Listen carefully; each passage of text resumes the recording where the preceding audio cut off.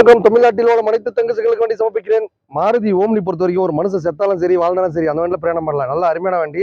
என்ன காரணம் கேட்டீங்கன்னா, ஒரு 7 சீட்டர் காரு. இன்னைக்கு லோ பட்ஜெட் அடையினா பெரிய விஷயம். வண்டி பார்த்தீங்கன்னா ஒரிஜினாலிட்டியா அப்படியே வச்சிருக்காங்க. கஸ்டமர் கேர் பார்த்தீங்கன்னா 79 கேட்குறாங்க. நம்ம சேனல் பரிசு பார்த்தீங்கன்னா ஒரு 70 ரூபாய்க்கு கொடுத்துடலாம். இந்த வண்டிக்கு லோன் ஆப்ஷன் பண்ணி தரலாங்க. லோ பட்ஜெட் வண்டி லோன் பண்ணி தர ஒரே பார்த்தா நம்ம மண் காசு தான்.